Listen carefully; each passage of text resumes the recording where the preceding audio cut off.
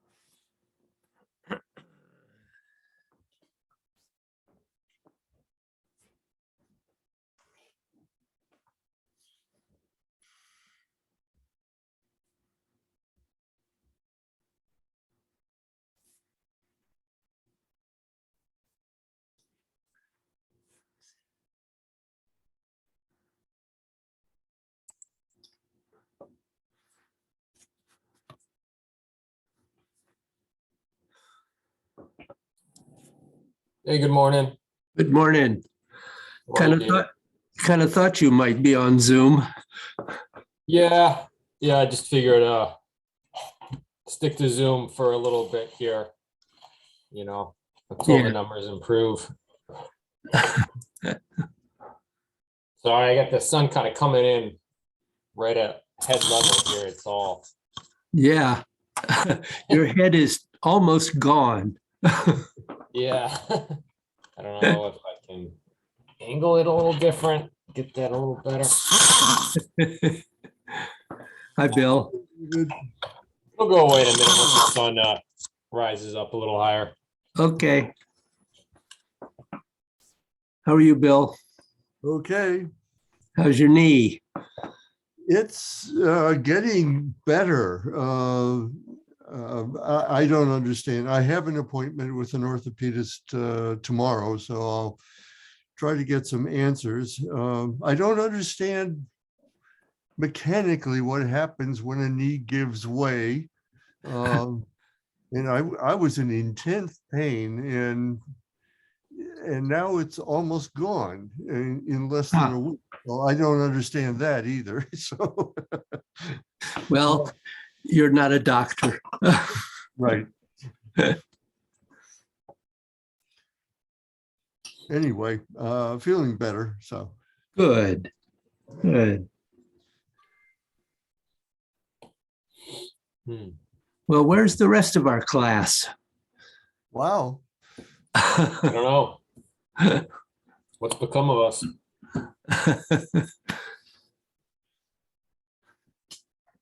Everybody's frozen in place this morning. I know. Do you have any trouble with pipes? Not that I'm aware of. Oh, that's good. You got someone in the rental unit now, right? Yes, and actually, Frank did some repair on that problem out there, and I think it's okay. Our tenant hasn't said anything, so I assume that he's doing all right. Call it good enough, right? Yeah, yeah. Hi, Joanne. Hey, Good Joy. morning. Good morning, everybody. Brian, How are you this morning? I found out yesterday that my jaw is a bit out of joint. Well, I found out because of the pain I've been having. So that's a little odd thing. I have no idea why or how. But I went to the dentist because I didn't know who else to go to. They x-rayed it. And so I'm on muscle relaxants to try to get it back in. So Hmm. it's a little odd. What? Our chiropractor adjusts jaws. Oh, maybe I should talk to my chiropractor as well. That's a good point. Because Jane has had a problem with that occasionally, and she has really helped her with that. I will talk. Yeah, I can talk to him. Yeah, thanks. Good heads up. Yeah. And the other, Otherwise, hanging in. Everybody around me feels like they have COVID. My daughter tested positive, but kids were sick. I don't know, but they're okay. they're okay. Good. But I'm staying away from them all. Yeah. That seems like a good idea. That's right. Well, I can put my mask away for today. Yes, you can. And good morning, Bill Bynum. Good morning. Good morning. morning, everyone. Hey, good morning. So,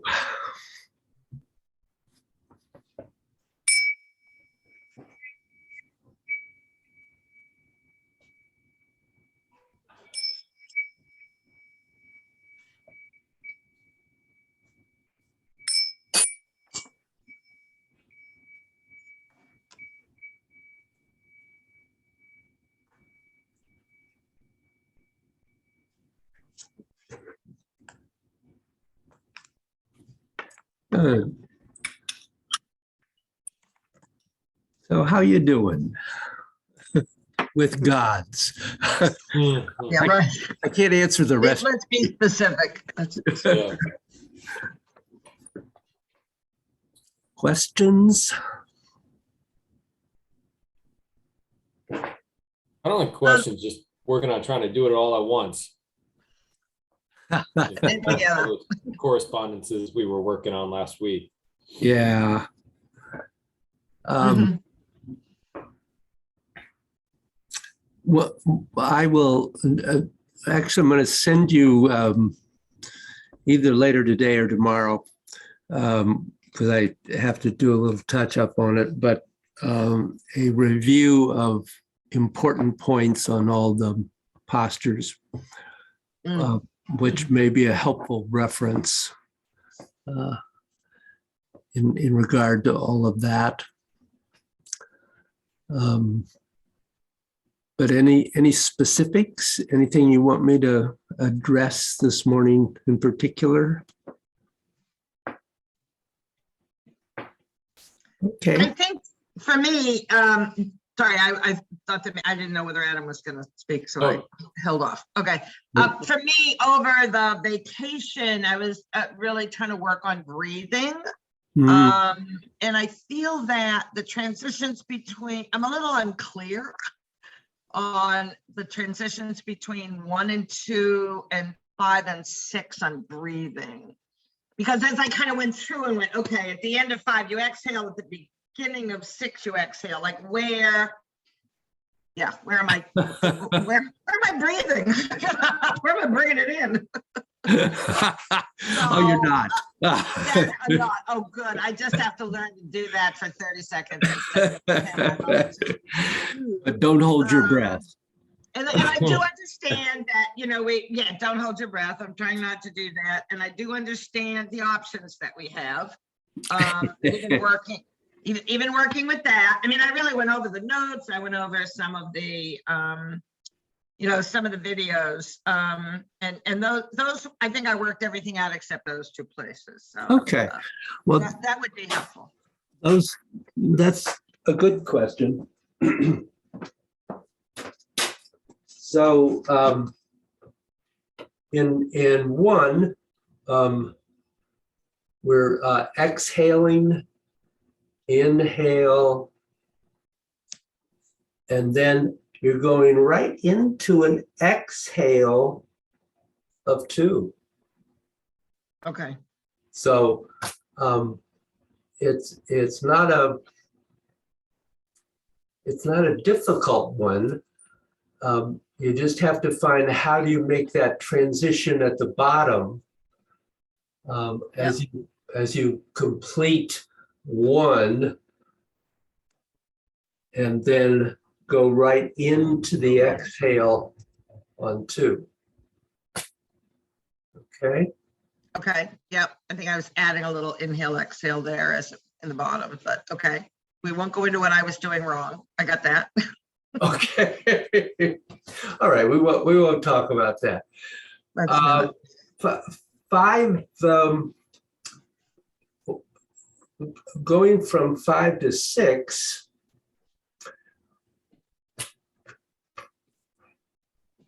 Well, let me do 1 to 5. Okay, So we're inhaling, exhaling, inhaling, exhaling, okay, inhaling. good. Thank you. So in the transition between 5 and 6, you're with that inhale, you still make the connection of the crossing of the hands, the Laogong point, so that you come into the Dantian. And then you go back out through the Kwa and up the side channels. Okay, thank you. Yep. So I don't think it's too difficult when you understand where it is, but it's. I think that's true. Yes. Yeah. Anything else? Okay.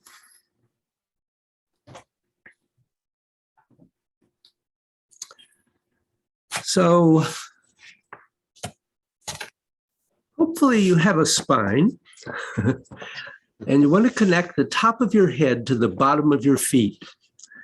And you have to get the sense of going through the crown of your head, through your body to your perineum, to your pelvis. Your tailbone is pointing downward or even slightly forward so that you have a sense of the energy inside your spine, translating through your pelvis and going through your legs to the bottom of your feet. And you maintain this in every single movement of God's, because this is part of connecting the chi of your body into one whole. So there are definitely places where we focus on a specific part of that circulation in the body, in a posture, in a movement, but we always want the complete flow also occurring. It comes to my mind that it's sort of like the fact that there is always energy moving in both directions, even though we focus our intent on getting it to move more purposefully and perhaps in greater volume in one direction than the other. So remember everything I'm talking about, getting your mind inside your body and how you move all the stuff is about connecting the nervous system. Now, the only access anybody has to the nervous system is to do something that sensitizes them to it. You can do all sorts of biofeedback things, so you see all the lights going and someone says, oh, you connected your nervous system. Well, that's nice if you can walk around with machines and power packs on your back. But since that doesn't usually happen, what you have is your mind. And part of the way that your mind enters your body is that it must go through your nerves. Otherwise, you will get no biofeedback if anything were to be happening. So putting your mind inside your body and connecting your nervous system, they're a little bit like a chicken and the egg. What many people do in athletics and many forms of Qigong is that they get the outside and maybe get something moving inside. But we're talking about Neigong now with gods. We're talking about Qi movement, and the Qi is inside your body. It's not 100 miles away from your body, and it's not out there somewhere. So you have to get that Qi that's happening in the basic things to ripple through your entire system. Well, that Qi is inside your entire system, then everything will be moving together. But your first thing has to be to make sure that the Qi inside your body is connected to and moving your arms and your legs. And at a certain point, when you have kept on doing this over a period of time, it will become natural. You will feel something moving inside your body.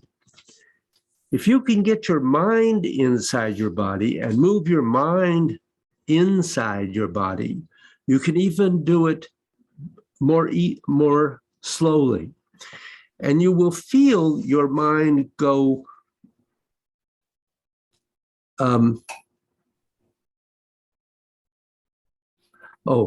down and up your body to specific places. You will feel your mind traveling to your fingertips and then traveling back to your lower dantian. This is when you can begin to start feeling the Qi inside your body. The biggest overriding point that goes through all of the 6 movements of gods, it is you must make every transition smooth. So you don't feel your system shutting down and rebooting. You don't feel that you come to one, wait a moment, and awake and start again. There is a phrase in one of the Tai Chi classics that actually equally applies to this. And it says, from posture to posture, the internal energy is unbroken. So when you're going from one movement of gods into the next movement of gods, the energetic flow within your system should remain constant. If in the next movement you actually want to make it a little bit stronger, then that's fine. But then when you go to transition into the next movement, that energetic flow has to remain the same. And it is your choice within that flow if you want to make it go a little bit lower or a little bit higher. But what is actually critical is that from one movement to the next, there is not a shutdown of your system. A metaphor that could be used to describe this is that when in the steel industry, they come to a holiday like Christmas or Easter, they keep the blast furnace going for those 3 or 4 days. And the reason why is that if they shut it down, it takes another 3 or 4 days to get it back to its original heat. So it costs a lot less money just to keep it going than it does to start it again from scratch. It's the same with the energy moving inside your body. You simply don't want to have it shut down. So if you can, you want to keep it essentially at the same feeling when your mind is inside your body moving between postures. You want to have the speed that your mind is moving inside your body remain constant during the transitions. This is equally true for all the transitions. This means both out of one movement and into the next, as well as between repetitions of each movement. And also, it is referring to the transition between the inhaling and exhaling, the bending and extending, the bringing the energy in and sending it out. So every single transition, when we begin to think about it that way, is really important and needs to be both connected and smooth. And there is even eventually, hopefully, the sense of not of one movement ending and then the other starting without a break, but there really is the sense that the start of the next one comes out of the end of the previous, that there is an overlap, so that there is absolutely no break and the movement of the chi is continuous. So I'd like you to do a flow of gods and not worry so much about whether you're doing the posture correctly or not, but focus on all of the transitions. So between every bend and stretch, between each repetition and between each of the movements. And I'd like you to do 10 repetitions of each posture. So you really get a chance to focus on that. And when you discover places that are problems, try to make a note in your mind so we can look at them when you're done. Anybody have a question? Okay. Stand up and play, or sit and play. Try to stand. I may have to sit after a little bit, but we'll see.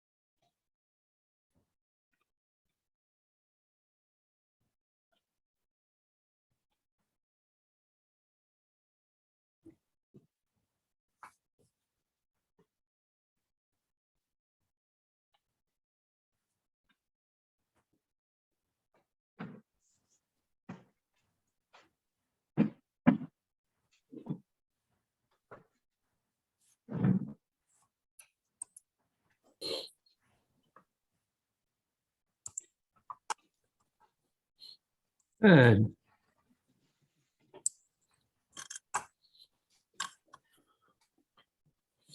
So how was that? What did you recognize? What problems did you have?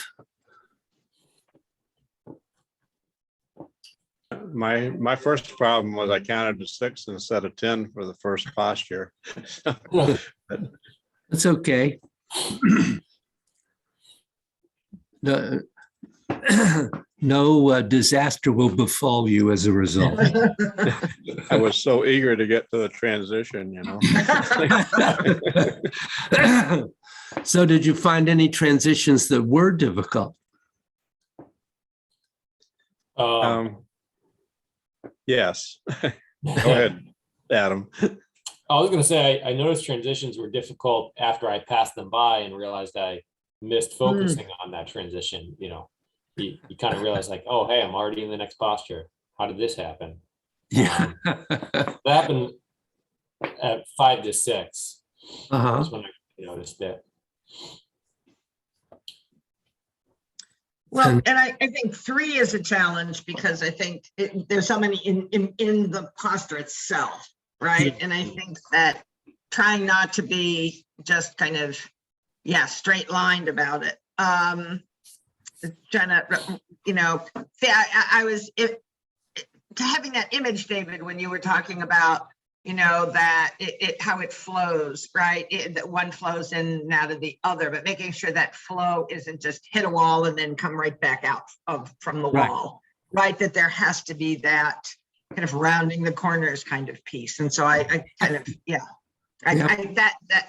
so that awareness of that. And 3 is probably the biggest challenge just because you feel that more.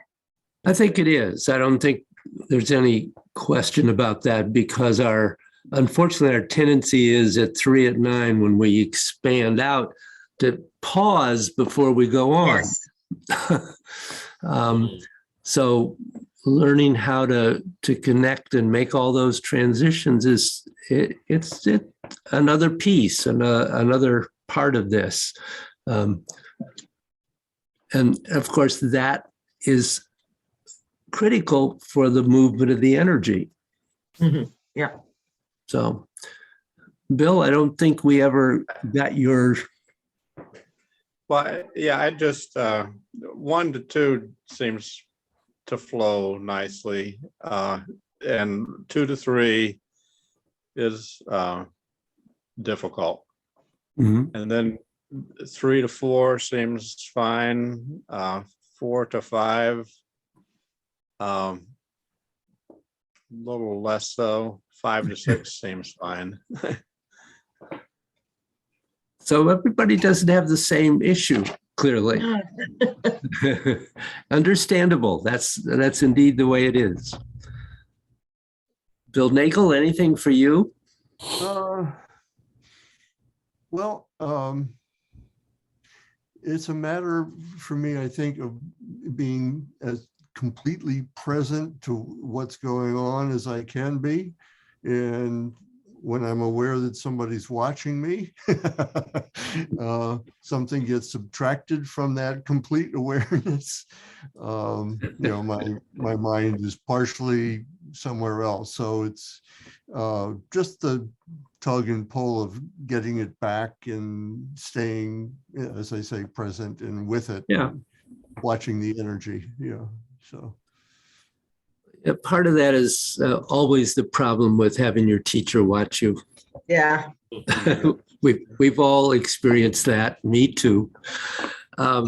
So I think I had one other observation for myself anyway, which is that I think I was so focused on the transitions of my upper body, my arms in particular, that I wasn't paying attention to my whole body until I hit 5, which is that challenge that really kind of reminds you of that. As you're moving down and going, oh yes, my head to my toes, my head to my feet here. So that's just a reminder to remember to start at 1 with that rather than when your body reminds you. Yeah. So clearly this is something that takes time. I think I felt like you all did quite well for where we are in this practice. With this particular piece, it is something to definitely keep in the back of your mind as you practice, and to keep working on it. And it will grow over time. Let me just do a little bit more notes here, and then in reference to this, and then I want to go back over a few postures. So remember that you have to get your mind quiet. Otherwise, your internal noise will block you from doing anything.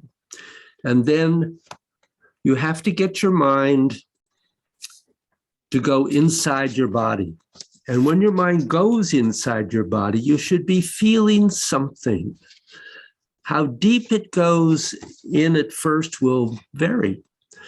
Does it only get to the layer of the Wei Qi, which is just below your skin, or does it get all the way to your central channel or all the way to your bone marrow?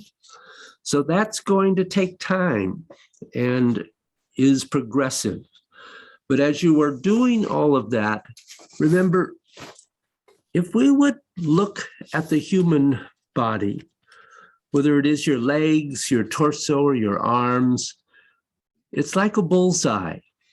The most outer layer where you just penetrate your body, maybe a millimeter, that's where your Wei Qi is. Then over time, you try to get it to go to the next layer of the bullseye. And maybe you're inside your body an inch, and so forth until you eventually arrive at the sense of it going into your bones. And then if you can, inside to the bone marrow. So this is what you're after. I realize as beginners that I have probably laid a little bit of a challenge on you here, but this is just setting you up for what's going to happen later in the program. But these are very valuable things to be aware of. So I did want to, in watching you, I did see some things that I would like to address in reference to the movements in the postures. So let's look at those. And I'm gonna put me on the other camera here.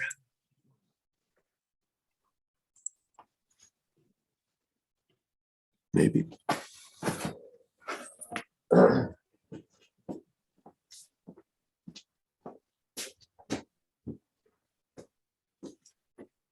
So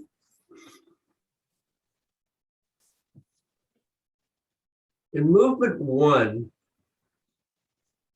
I think the only thing I would say is to be a little careful about not pulling the arms in too quickly, because if you remember when you begin that everything is bending. So at this point, before you've started up,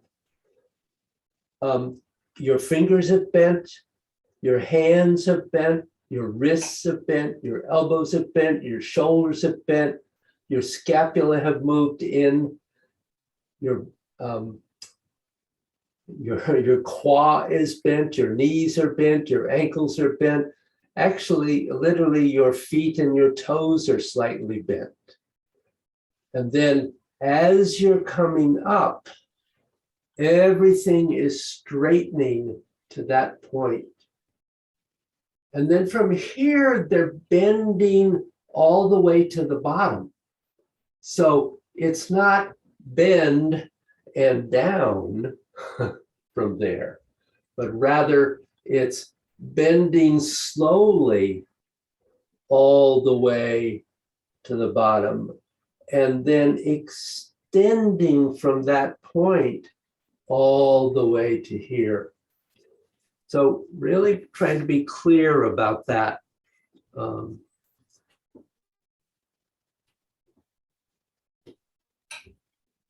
So everybody just do a little bit of that, just for a minute. You don't have to do a lot of them, but just try movement one for a moment.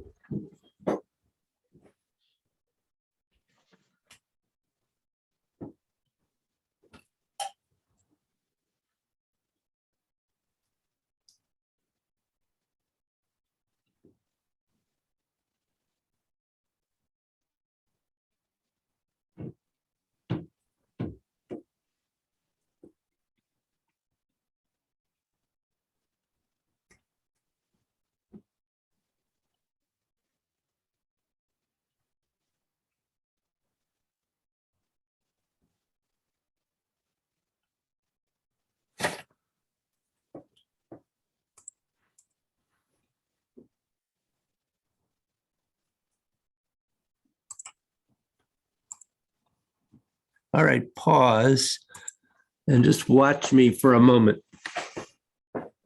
So what I'm still seeing happen, if you can, actually, I'm going to come here. I know you're losing part of my body, but I want you to see my arms a little better. When you get two things, get them both, David. As soon as you start to come up and straighten, the elbows rotate under. Remember that thing about the elbows wanting to reach to the earth? So immediately the elbows are rotating under. Now, from this point, from here to the bottom, you're bending all the way. So that doesn't mean you've extended here. That doesn't mean that you bend to here and then you straighten the arms as you continue down, because that's not bending. And I'm seeing that definitely happening. So you have to find how from your bent position at the bottom, you extend and straighten all the way to here, and then you bend all the way to the bottom. And then you straighten, because then you have some place to straighten from. Okay, maybe I have a question about that. I know it's a little tricky refinement there.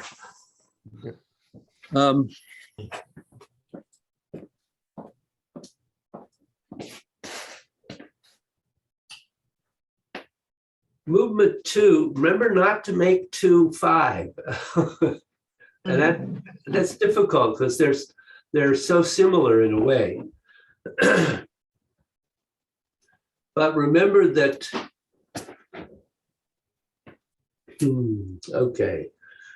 So as we begin 2, we're straightening all the way up and out.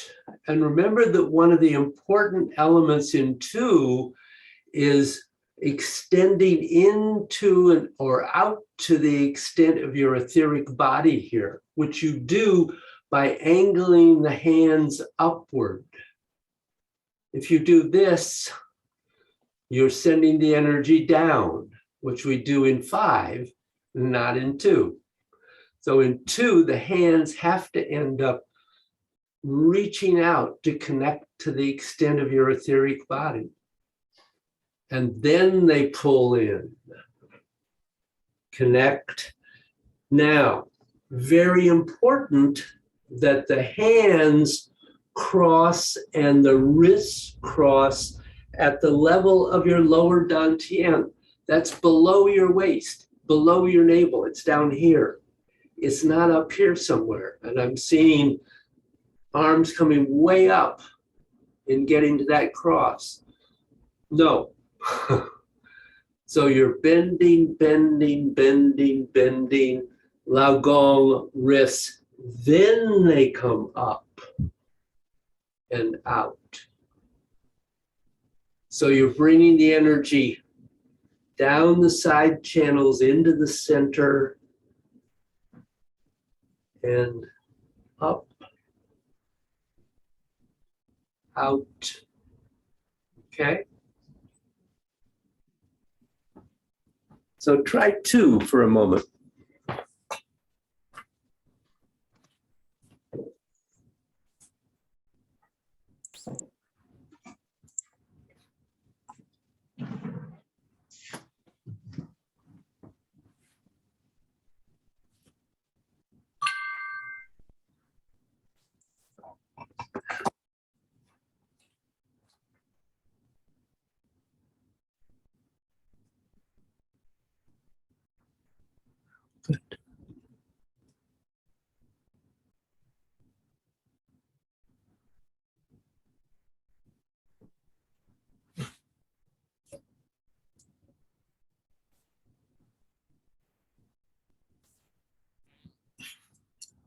Good. Bill Bynum, remember to get your palms out when they go out to the side. Yeah. Then go down. Good. Much better at the bottom, too.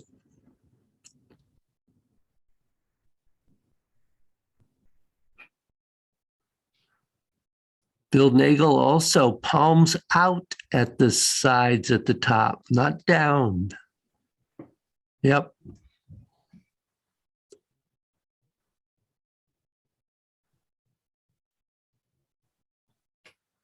Feel that etheric body out there. It's out there.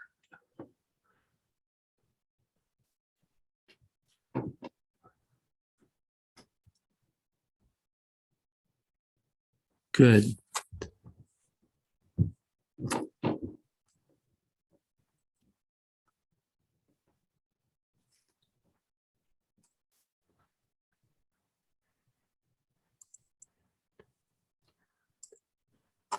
Okay.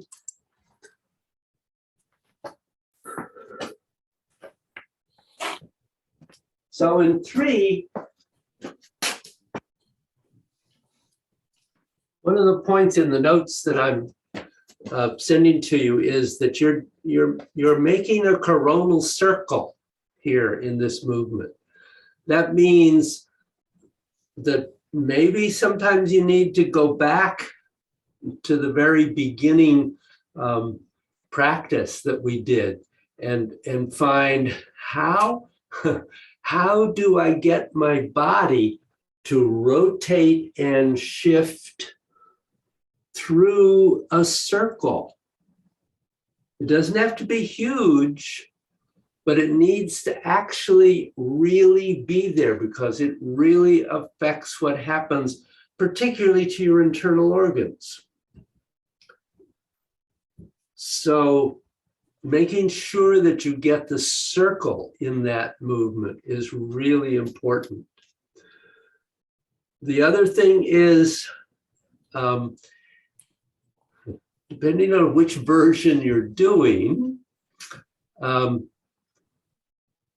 if you are doing the one where you're inhaling all the way through the transition from one side to the other and then extending out, then one of the things is that the arms are slowly rotating as you inhale and move to that new position, and then exhale and long inhale, slowly rotating the arms, and exhale and continue. So if you're doing that version, that's how the arms move. Now, if you're doing the other one where we're inhaling,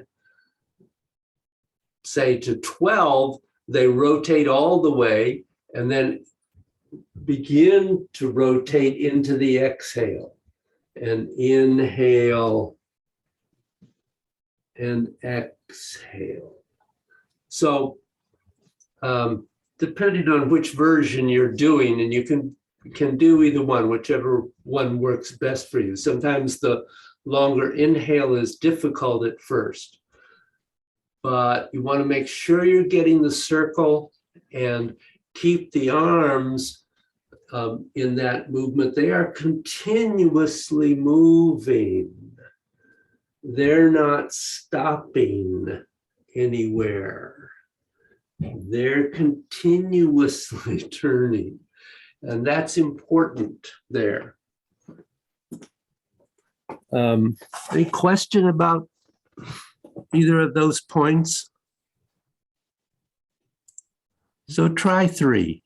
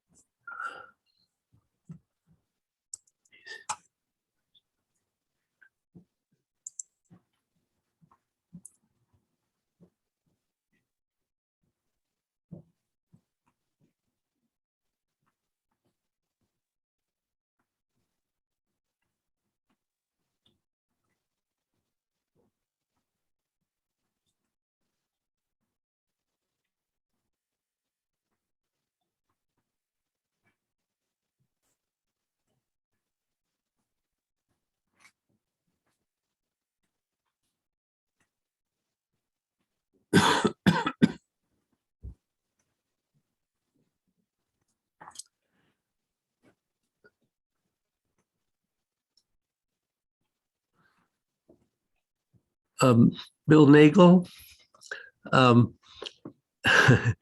it looks like after you've exhaled to the side that you don't have, that you've already risen as high as you can go, and there's no way to get a top of your circle.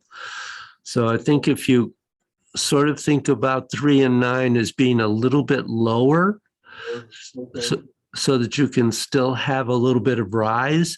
The other thing is to be aware that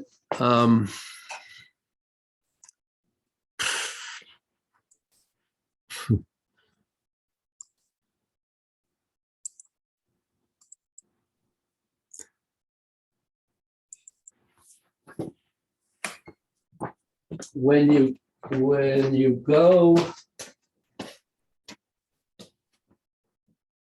to here and you're going to extend, this is not up. It's not up. It's out. It's this way.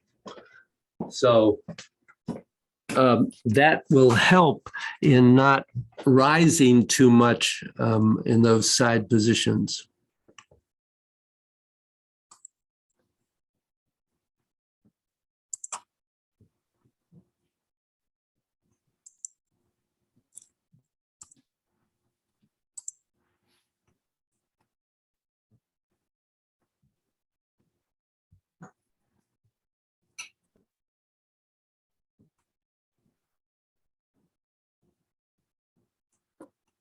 It's I looking, do have a question. I'd have a question there. Yeah. I'm feeling when I'm going 3 and 9 that I've got a little twist in my spine, but I don't think that's right.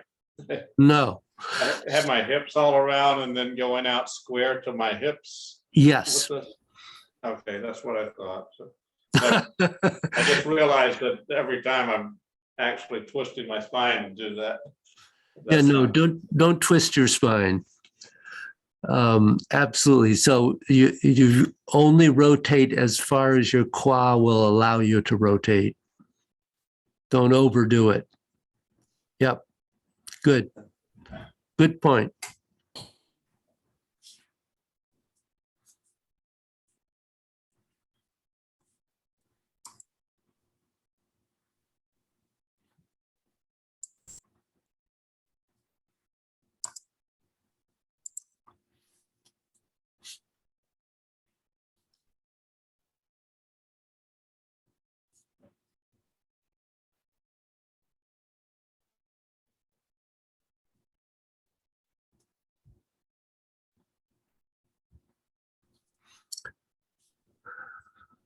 That looks pretty good, Joanne. You have any questions? I don't think so. I mean, I think I know what I need to do there in terms of not being too much, just stop and move back out. I think that's my biggest challenge. Yeah.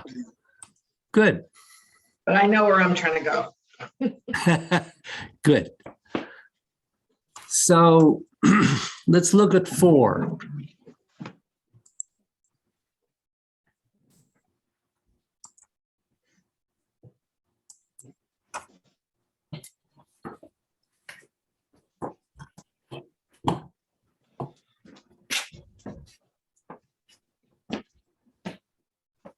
I think probably still the biggest issue with 4 are the elbows. Mm.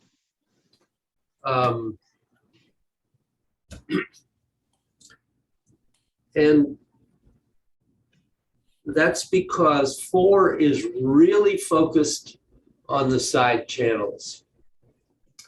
So when we come to the end of 3, the arms are on the side channels from the elbow out as much as possible, much as reasonably possible, depending on your body, of course. And then they're going down, and then the extend starts from the spread to the side and continues all the way up to the top. And remember that 4 is a quafold. It can begin to be a squat when you approach the bottom of your range of motion if you need to. But ideally, it's a qua squat. It's going down and then up.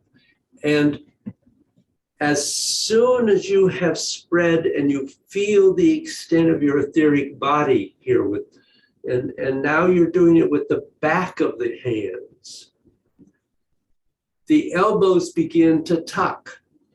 So the way the arms rotate from here is the elbows are going under. So you're getting them in so that they're ready to come down the side channels. And then up. And yes, you have a circular movement. It's not up and down. It is circular, but you need that rotation of the elbows in there. And we haven't really worked on the spine yet in all of these. I see I've talked a little bit about the fact that there is a bend of the spine, but make sure that if you're bending the spine a little bit as you do this, that you don't push the butt back, because that immediately takes you into a squat. So if you're allowing the back to bend in the middle a little bit as you go down, it is in the qua fold that you're doing that, not a qua squat. So you have to make that distinction there. Anybody have a question about that one?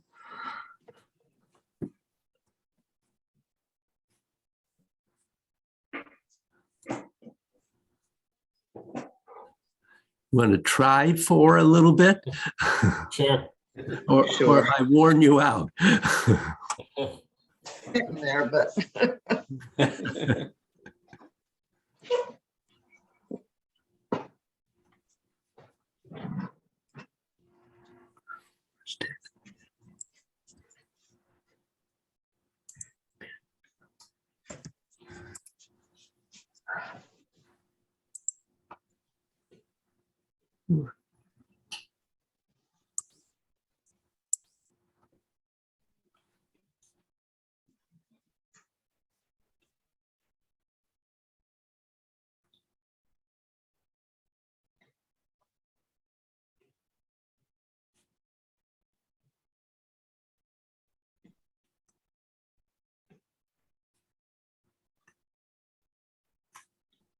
Good, Adam. That was a good change.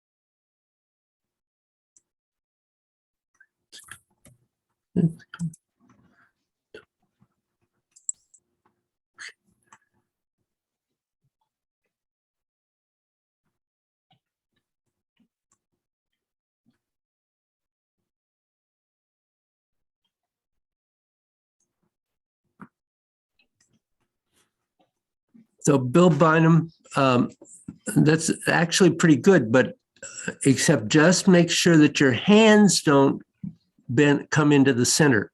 Keep your hands on the sidelines, even if you can't quite get the elbows in.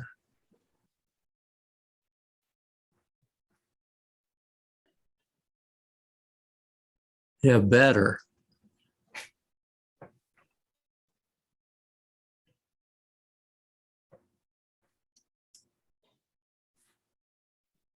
Good.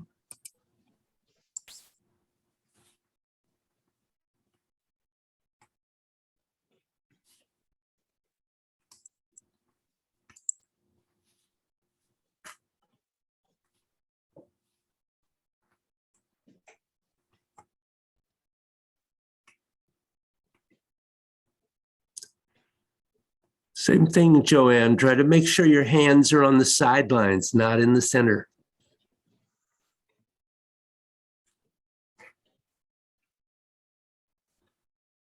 You just have to let your elbows go out a little to allow the hands to stay out.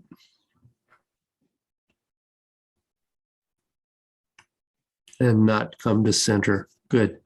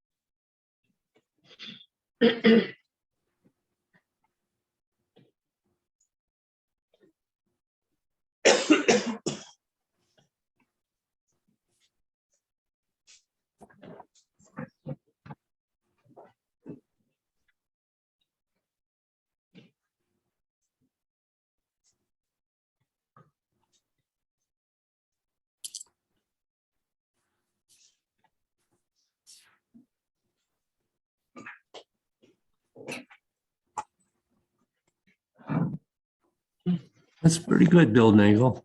Good. So obviously then we come to 5, which is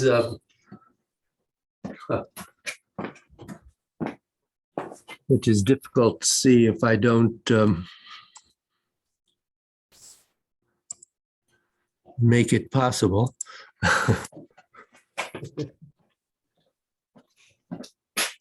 So again, we're principally doing a qua fold, and as we complete 4, we're condensing. And so that first movement into 5, you have to make sure that you do get the arms on down so that the hands cross, the Laogong points cross, and you get to the wrists at the level of the dantian so that you can get into the central channel and then raise up the center channel and then separate out into the side channels and down to the qua as you straighten. And then in to the dantian, up the central channel, and then out to the side channels and down to the qua. So that's the focus circuit. Obviously, we're also, as we talked about earlier, wanting the flow all the way from the crown of the head to the bottom to the feet, going on at the same time. But right now, you may want to just focus on this flow between the side channels and the center channel. The difficulty here is that it's a different relationship in the movement, and that I know that it's was certainly a bit of a struggle for me at the beginning, and I'm seeing that it is for some of you too. So remembering that in 5, unlike 2, now the palms are down because at this point we want to have sent the energy down to the qua. And then as we bend, we're coming in to the dantian and up the center channel and then out and down the side channels to the quad. And then in to the dantian. And here also, we want to be aware of the elbows. They're not such a big deal because once we cross the hands and get to that wrist point and come up, the elbows aren't going to want to go out very much. But where we run into a problem sometimes is here, and we end up pushing the elbows out rather than really letting them rotate down, point downwards, and keep pointing down and in as you go on into 5. That elbow thing, because we're kind of running towards the end of our time here, I want to mention in 6 that when you come to here and you're coming down the center channel, notice that my elbows are dropping. They're at roughly a 45-degree angle. I'm noticing that some of you were coming down the center with your elbows out. That's not what we want. We want to relax the shoulders, let the elbows drop.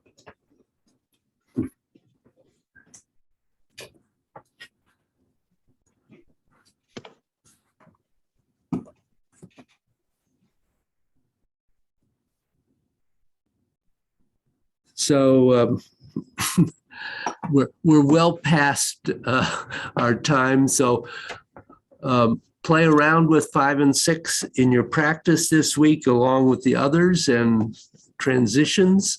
And we'll look at 5 and 6 next week, a little more detail. Good.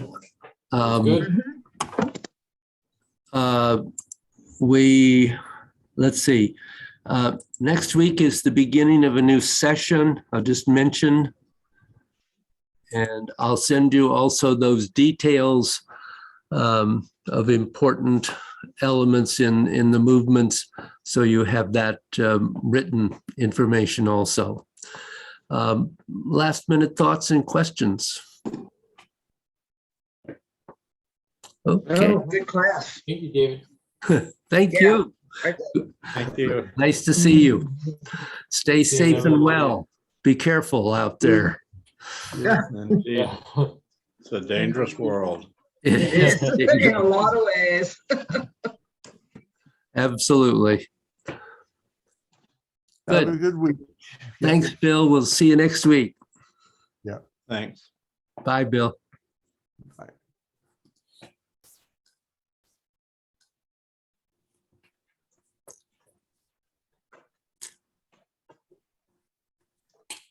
So, how was condensing this week, Adam? I have to admit, I didn't really get to it. So Okay, that's all right. Did you look at that at all, Joanne? I didn't. I looked through the gods class last week, but I didn't get further than that since I was still trying to practice that part. That's all I Sure. had time for. Well, God's is pretty demanding. It is, especially with some of my, physical restrictions. Yeah. Yeah, But I have to say, the muscle relaxant makes it easier to get through a class like this. So we'll see. well, I'm glad. May start aching or various things will go, whoa, what did you do? So what I had raised with Adam last week was that now that we had begun, and I emphasize begun, to have some understanding about condensing, that's a word that we have used in flowing in Yeah. the Wu style pretty much from the beginning without really knowing what we were talking about. And so now we could begin to think about that and to try to begin to feel how it changes the movement. And the thing about that in the form is that unlike God's, it's not a requirement anywhere in the form. It is places where you have the option to do that. You could perfectly well do a form without doing any condensing, or you could do a form and condense it every place that you had the opportunity to do it. And anything in between. Although one of the things that people are inclined to point out as they get into this in a form is that once you start condensing, it's pretty hard to stop it. You really get into doing it. So I had suggested to Adam the difference between the two opening sequences because we have a possible condense between them. And then also that in Cloud Hands is a good place to work on it because you have, other than the very first one, which is not condensed, you have the possibility of condensing in the middle each time. I have to say, once you start condensing Cloud Hands, it's pretty hard to stop. But you could. It doesn't necessarily have to have every single one condensed. But it's like anything else. You have to play with it and practice it in order to make it begin to function. And just as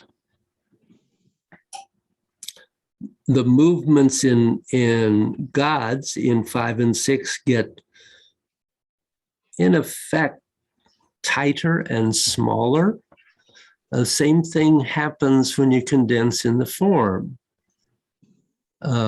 because the same principles are happening. When you condense, you're closing somewhere around 30%, and then the rest takes place in what remains. And it's not,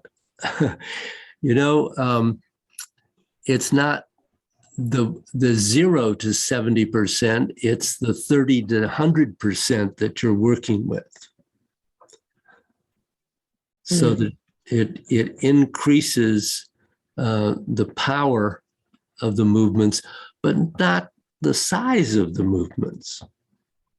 Because the physical is not the important thing here, just as it isn't in God's in that case. Right.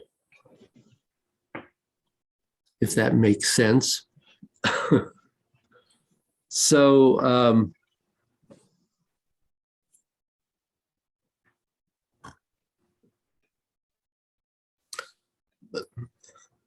why don't you just flow through the first paragraph and play with condensing where that might occur or where we've talked about it. Okay. Yeah, I don't think I can do that right now, but I will watch. Okay. Adam will demonstrate. I'll try. She's condensing. I will watch her condensing.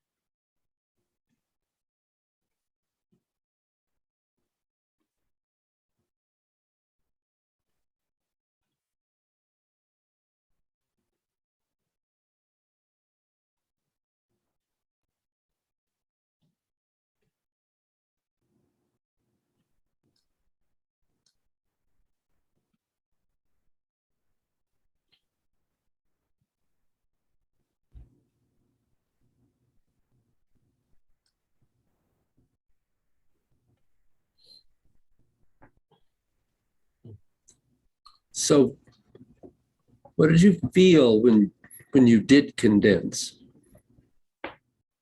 Felt a sense that the energy was sinking almost kind of like deeper or lower into the dantian.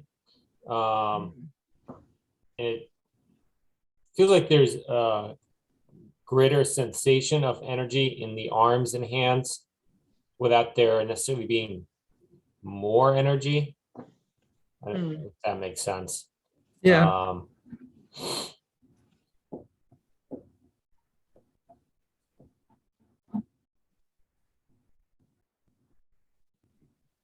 That's about it.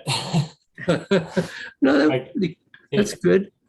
it seems to be easier to have an awareness of the energy in the dantian and going out to the arms Mm, when I am condensed, instead of just the energy kind of going from one place to the other. It seems like there's more of a whole body awareness there. interesting. That's good. Good.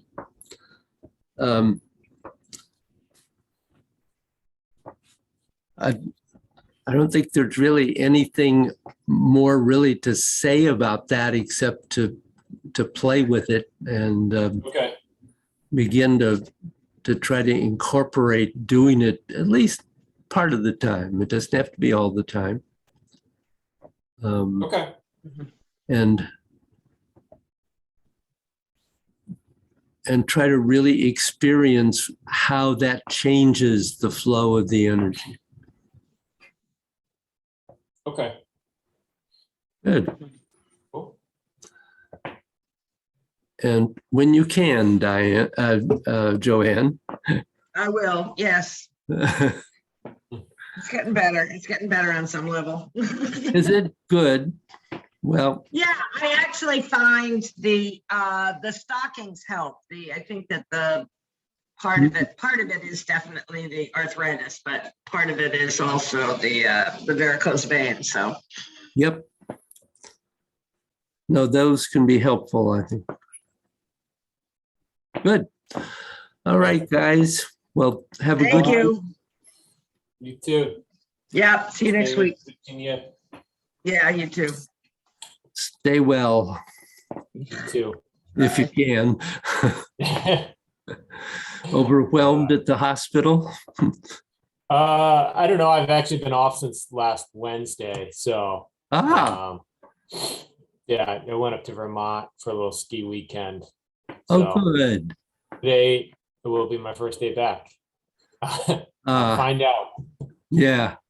I'm Well, you sure probably it'll be needed the weekend. yeah, it was a nice weekend off. So good to get away a little bit, you know. Good, good. Did your Back to it today. brother go? Yeah, yeah, I met Aaron up there. Yep. Cool. Yep. All Aaron and right. Jen.